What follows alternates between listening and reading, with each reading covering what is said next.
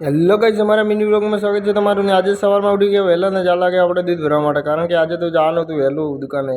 એટલે આપણા હામાં ફેરવી નાખે કેમેરા ને જા લાગે દૂધ ભરવા માટે ગાઈસ, કારણ કે આપણું કામ જ શું હોય બીજું તો ગાઈસ દૂધ ભરાવા સિવાય. ને પછી ફાઇનલી આપણે પહોંચી ગયા બે ટોકાના જોડે ગાઈસ, અને પછી દેખાડ નાખે બાઇકનો કોટો, કારણ કે આપણે તો ધીલે ચલાવવાવાળા બાઇક. તો ગાઈસ દૂધ ભરાવા જતા હતા એના પહેલાં આપણને વિચાર આવ્યો કે બાઇકમાં પેટ્રોલ છે કે નહીં, એટલે જોઈ લો. તો આપણે ખુલ્લો લાગે બાઇકની પેટ્રોલની ટોકી ગાઈસ, તો અંદર તો કોઈ દેખાતું જ નહોતું ગાઈસ.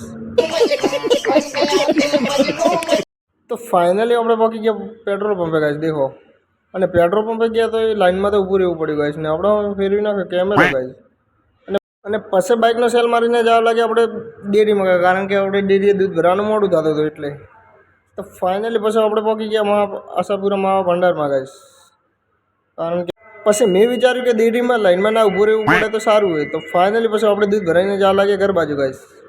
ને એટલેમાં પછી આપણામાં ફેરી નાખે કેમેરો ગાઈસ ને કરી નાખે સામે. અને પછી ગાઈસ આપણે નાહી ધોઈને આવી ગયા દુકાને ગાઈસ દેખો. અને દુકાને આવી ગયા વહેલા ફાઇનલી ગાઈસ. અને આગળ જતા હતા એક ભાઈ.